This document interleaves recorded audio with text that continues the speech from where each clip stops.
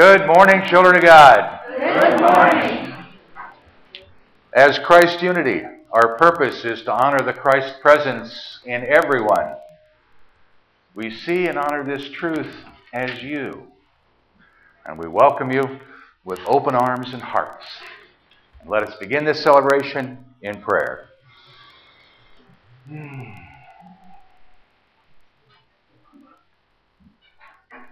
Loving Father, Mother God, we acknowledge your presence moving in and through us this day.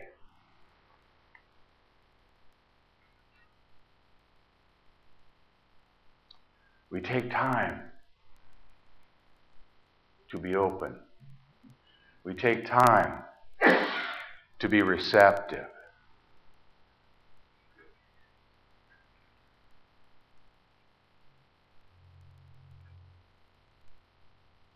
We listen for your instruction and guidance.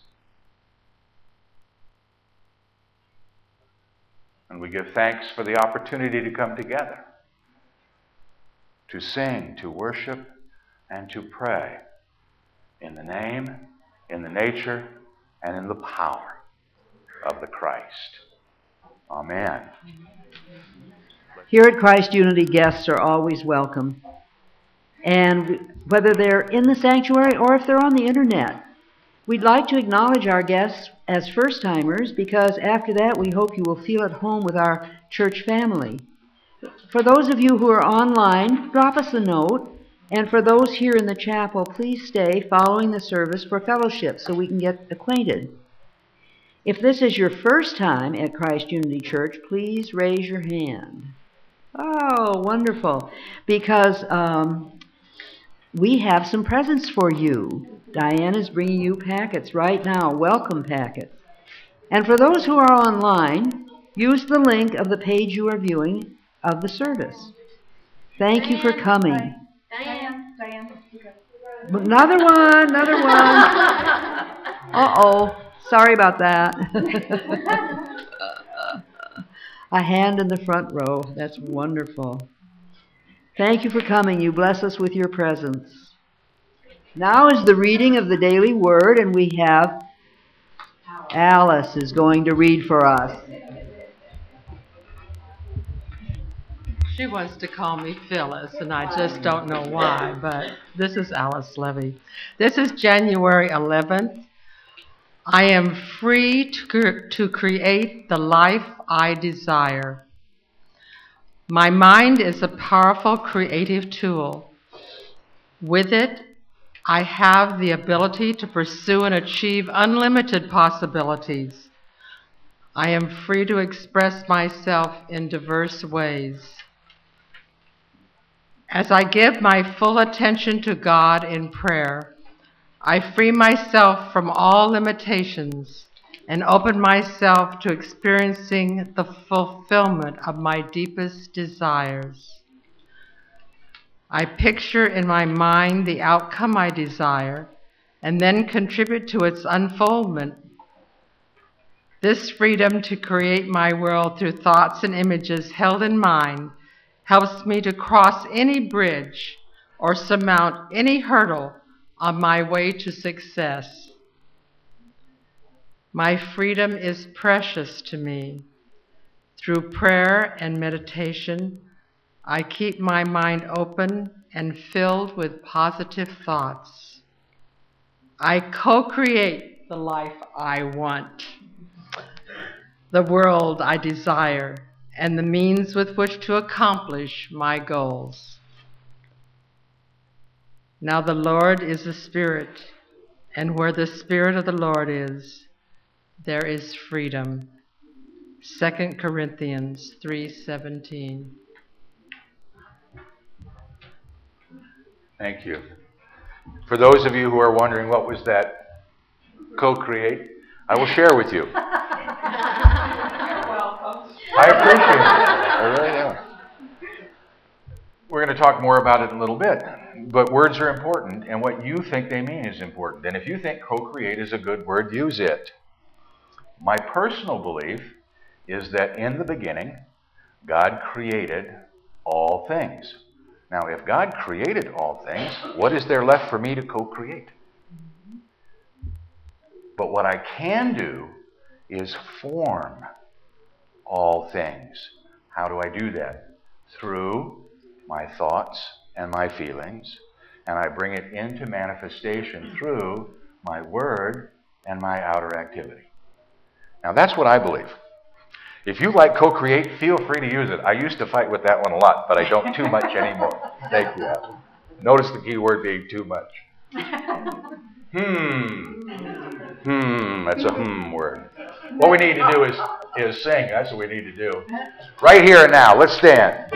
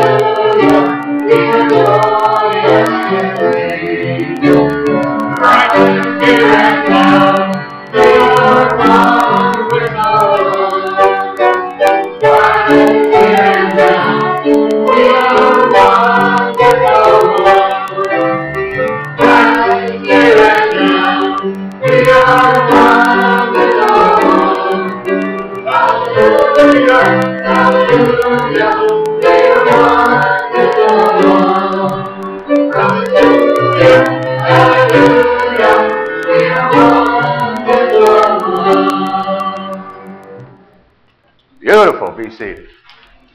One of the reasons that things work so well is when you set an intention and you just say all the players involved do what needs to be done. And so that's what happens, and we become one with the one when we work together. And we do our individual work in the silence, and the way we do that is through prayer and meditation. And so we're going to take just a few moments. We're going to center up, center in, breathe in and out. Because if you're not doing that, enlightenment is the least of your problems. Just rest. And take a moment and breathe.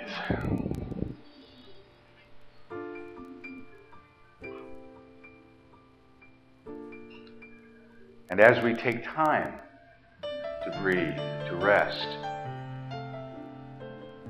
we move to that place in consciousness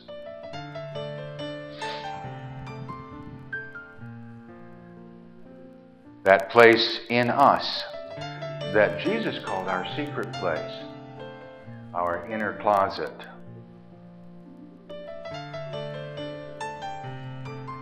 It is that place where there is no doubt,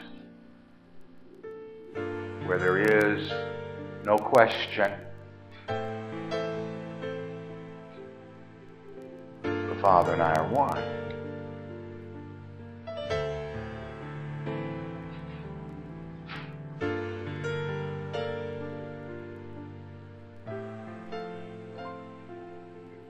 And as I move to this place, I breathe deeply.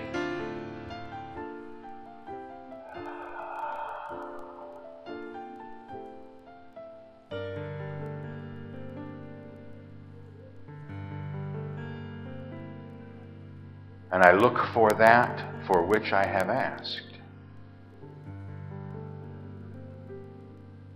And the promise is, it is already given.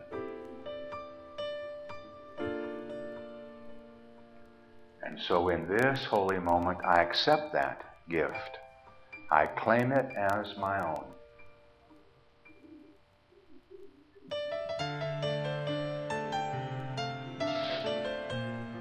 Whatever it may be.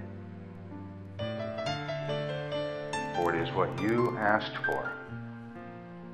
It's that which you seek. But it comes to you wrapped in love and in peace and in harmony.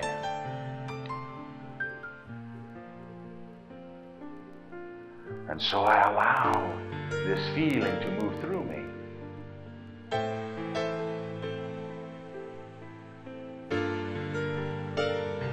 I allow this feeling to be me in this moment.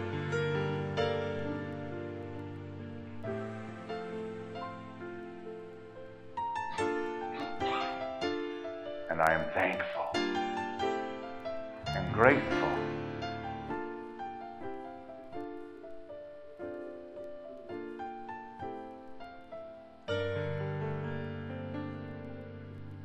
And as this feeling moves through me, it moves into this place, to this room, where it joins other thoughts of like mind.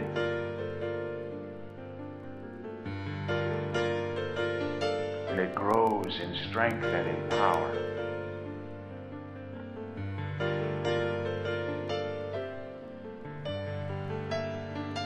And moves from this place into our community, into our country, into our world,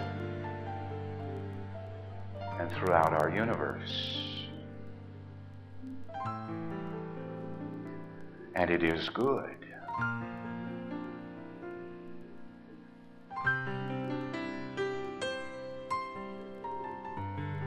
And as I allow this feeling to swell within me and move through me, I know that somewhere, somewhen, someone says, thank you. For in this moment, the gift you have sent, wrapped in love, wrapped in peace, wrapped in harmony, was exactly what I needed too.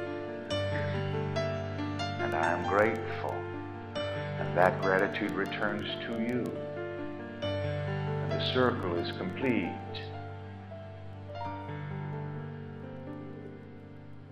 And with each breath I take, I allow this flow to continue. I am strengthened by it.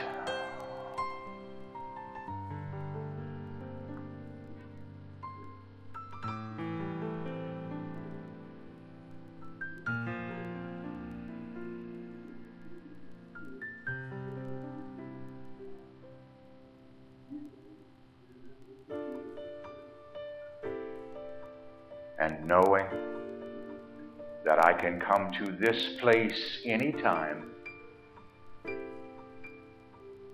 and renew this feeling and awareness anytime, gently, easily, and effortlessly.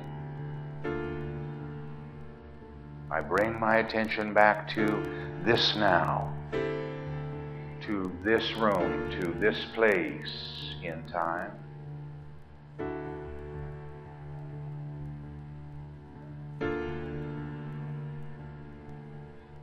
And from our heart, we pray as Jesus, our elder brother, has taught us. In this manner.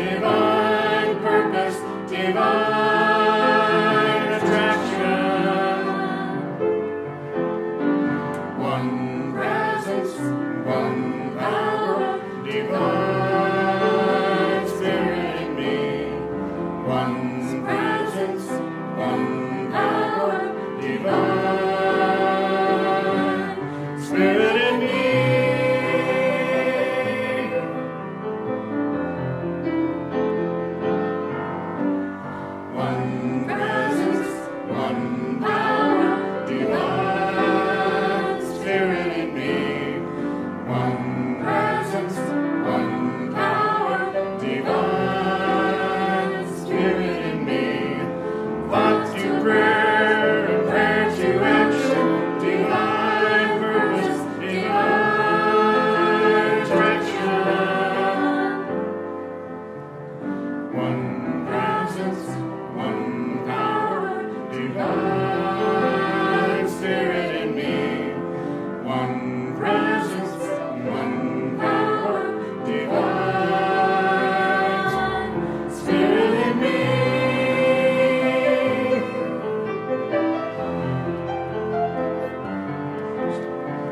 One presence, one power, divine Spirit in me. One presence, one power, divine Spirit.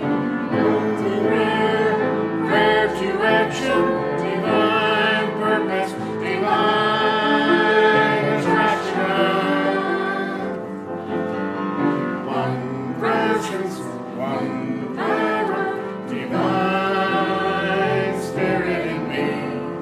One presence and one power, divine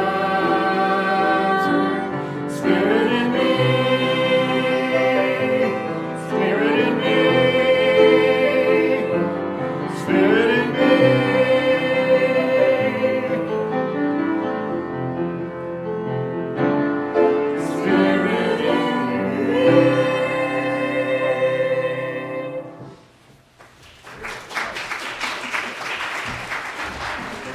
That is an oh dear slide, isn't it? We're going to have to think about that one. You like it? Yeah, good. That was a wonderful song. Bleh. No. Everybody's a critic. Everybody's a critic. Even the slides are critics. For those of you who are watching online, trust me, when we put it up, you'll be able to see that slide when I put it on the net. I think it's fun. I think it works. It was as good as the gorilla one. And it actually leads right into what we're talking about. Because what you just did is you all had a whole series of thoughts. So you began to think, and it ties somehow. I'm not sure how. But I just can't have that tongue on the back of my head. Not exactly how it is. Nothing. It's not quite working.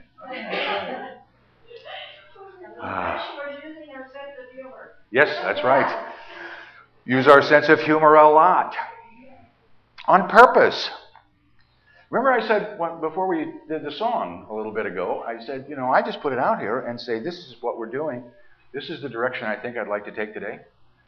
And I let Steve do what Steve does best and what the choir does best. And I don't direct a whole lot, particularly not when it comes to choices and how to do this stuff, on account of because mostly I sing tenor, 10 or 12 miles down the road. And here I sing solo, so you can't hear me. That's just not my thing, and I understand that. And I have done the PowerPoint slides, but Terry does such an awesome job. Why should I do that? You see, one of the things that I've learned and have put into practice in my life is to allow those who do what they do best to do them. Do their thing. Go for it. Put it out there. Put you out there. The reason I got into this notion of thinking and thinking about thinking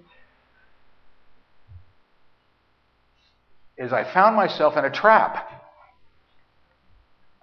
And the trap goes something like this. My God, what were they thinking? And you can put whatever circumstance you happen to think about into that. And I immediately discovered that I became them. Because I moved away from the truth of me into something else. So I needed to rethink about thinking. What is it that I'm thinking about? What is it that I want to bring into my world? Because everything that I demonstrate in my world begins where? In thought. Oh, it's so simple.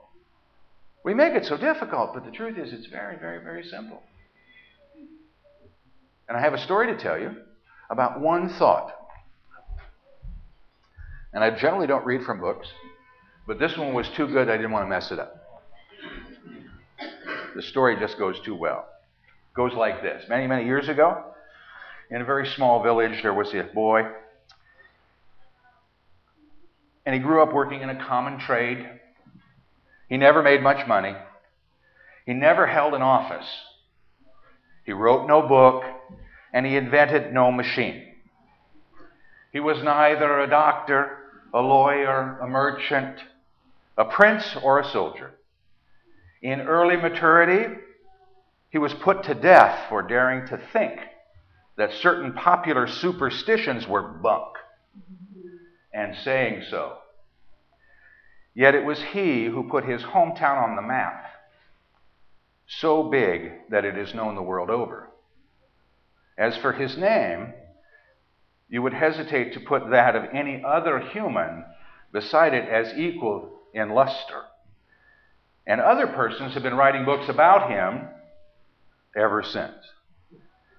All because he made the discovery that happiness and welfare of a man lie in his thinking.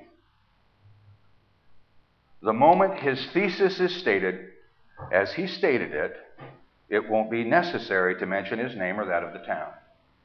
His thesis was this: the kingdom of God is within you. One thought. One thought. The kingdom of God is within you.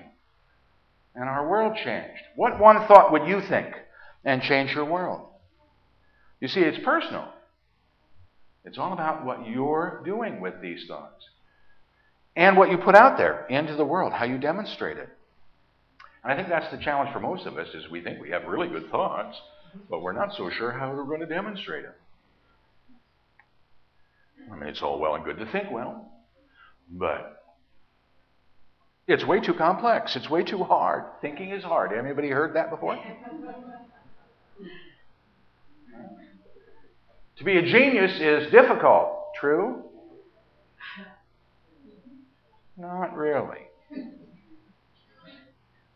Because what is genius? Have you ever thought about it? Here's another one of those think words. Have you ever thought about what genius is? Genius is expression, yes? Expression of one thought at its fullest point in oneness. Now, can you describe genius that way? So you have that within you. The fullest expression of one thought. Is it fair to say that, let me see if I can find an example right quick. Oh, any painter. My artist people are going, yeah, choose me. Okay. Monet, any painter. If I look at that painting, is it perfection? Is this a work of genius? And we often say, oh yeah, that's a work of, and we add it to this. That is a work of genius, and I could never do that. Okay? That's the problem child right over there, is the I could never do that. But what is genius? One thought held in mind and brought into expression, yes? That's all it was. How could Michelangelo look at a hunk of granite and see David? Wow. Yeah? How do our artists look at a blank piece of canvas and bring out what they do? Genius. One thought brought to expression by action, but it began in thought. So I wanted to dispel a couple of rumors this morning. The first one is that thinking is hard. Thinking is simple. Thinking is simple. We make it complicated, but it's really very simple. When you begin this process, and it was a fun one because I was playing with it, try this on for size. No matter what it is you're thinking about, go for the truth of it. Oh, well, this isn't going to work. That sounds like way too much work. Yeah, it is, kind of. But see, that's taking it all the way out into expression. If you think the truth of it, about it, if you'll explore the thought, if you'll really go with the thought and all that's back of it, and be intellectually honest about it, that's a tougher one, I think. Then you'll bring it into expression. You bring it into expression.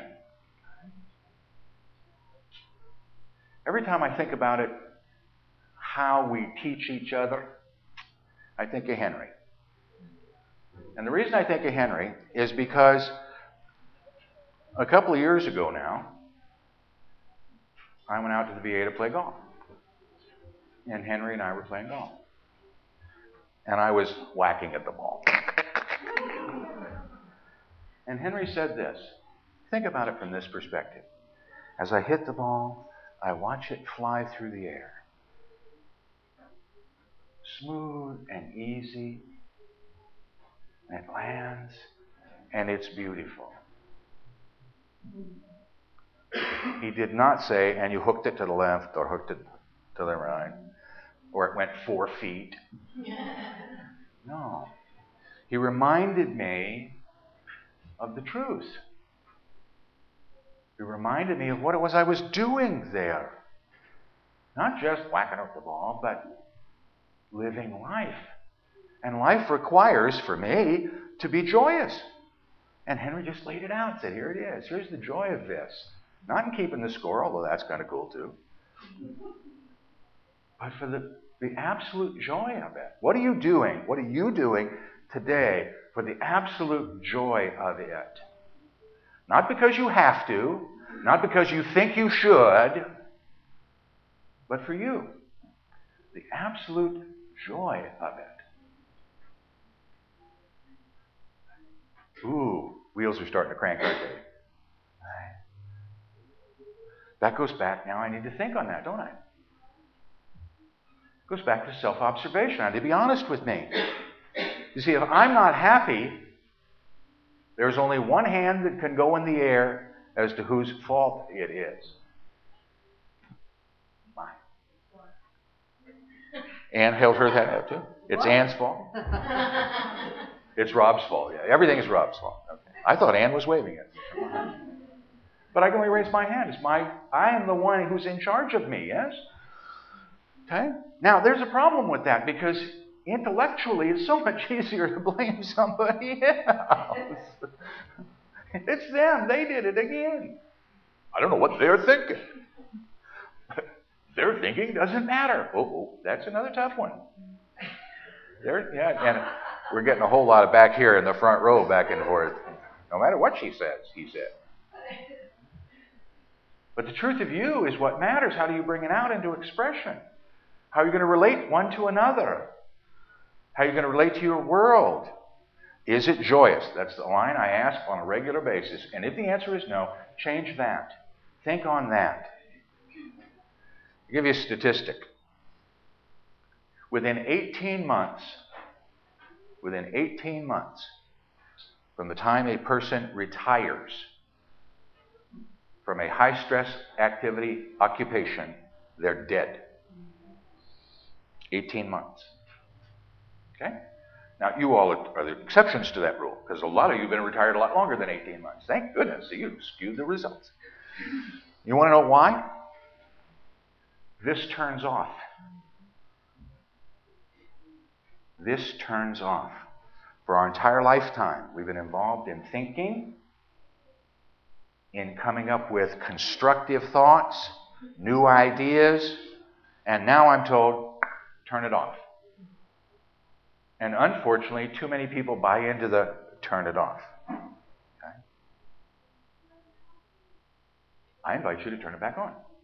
Get turned on. Okay? How? What are you thinking about? What are you thinking about? See, I have an absolute blessing in the sense that knowing you tell me stories about life and living. You share with me joys that I only slightly change the identity of and share with everybody. Only slightly. As they fit. When you live your life, enjoy it, like that one, okay, then amazing things begin to happen for you. When you will just open yourself up and say, let's go with this. I think I'm going to have fun at this. This will be joy-filled for me. I'm going that way. What if you're wrong? And one of my favorite stories of all time for me about making decisions was a veterinarian in Reno, Nevada. His name was Joe Key. He was a great veterinarian. Everybody loved Joe. Everybody took his animals to Joe that knew anything. If they wanted animals taken care of, Joe Key was the guy. And Joe retired at 70. And a friend of his said, what are you going to do? And Joe said, well, I was thinking about going to law school. But I don't know. I'm 70. I'll be 74, 75 before I get out of law school. And his friend said the most important thing that he ever heard in his life. Let me ask you a question, Joe. If you don't go to law school, how old will you be in 4 or 5 years?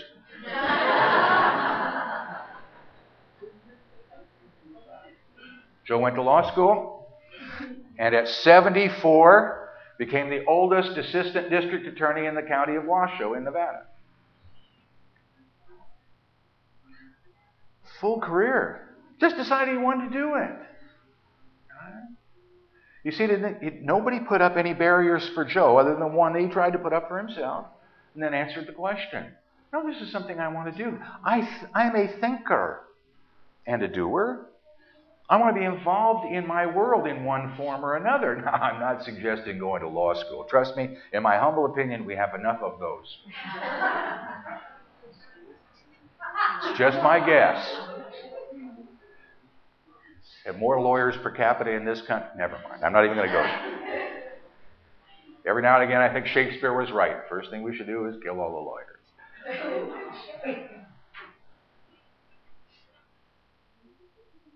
But what is your passion?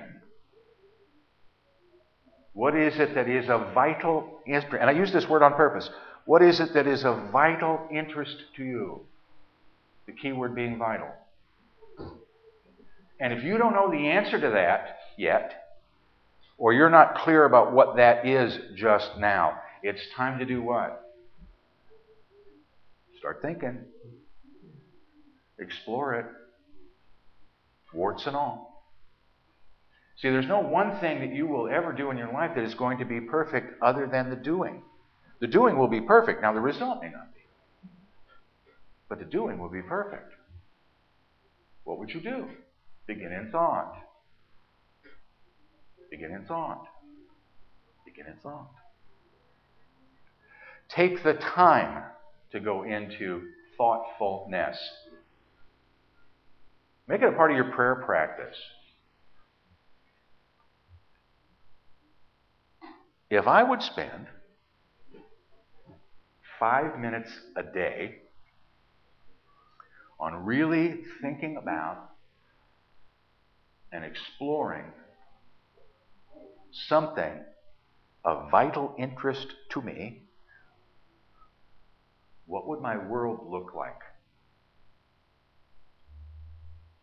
And the answer is, very, very quickly, you'd be immersed in it and begin to demonstrate it.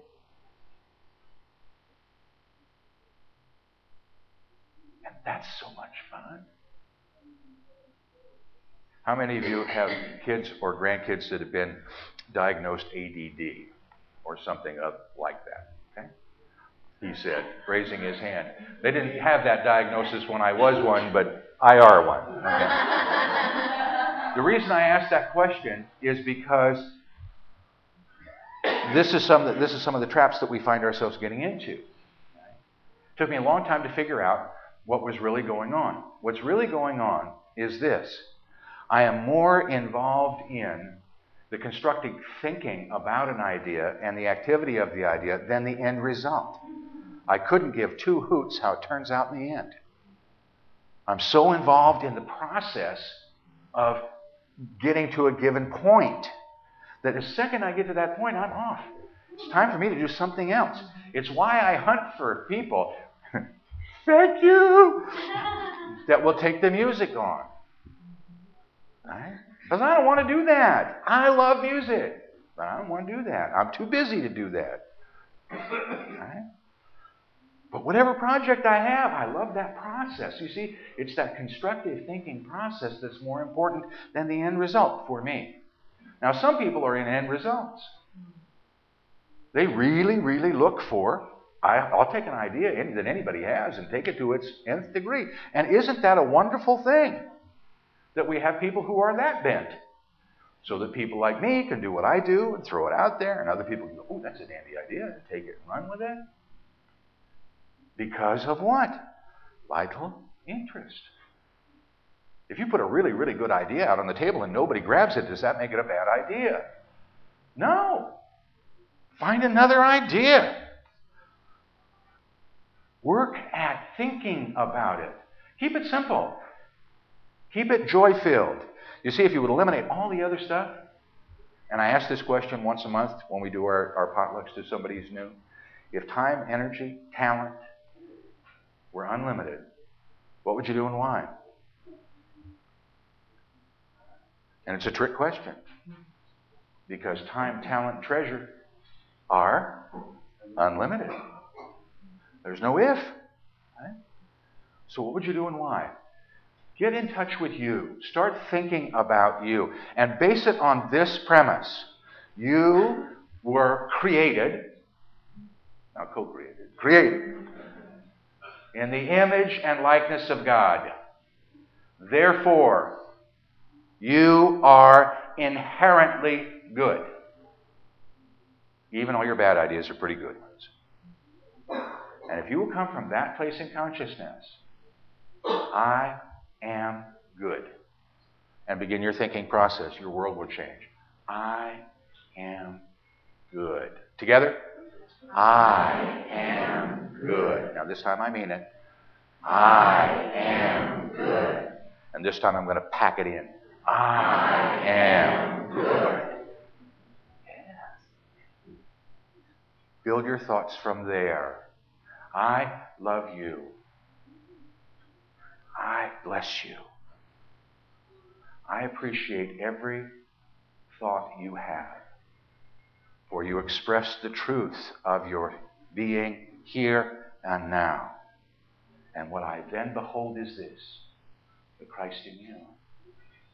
And for that, I give thanks and look forward to our next time together. Namaste. Thank you for listening. Please feel free to pass this message along to your friends and family. You can obtain additional audio tapes or CDs by visiting our website or by calling our office at 541-772-6902. We invite you to join us in prayer. We know that prayer works, and now you can send your prayer request to our prayer team here at Christ Unity Church by using the form on our website.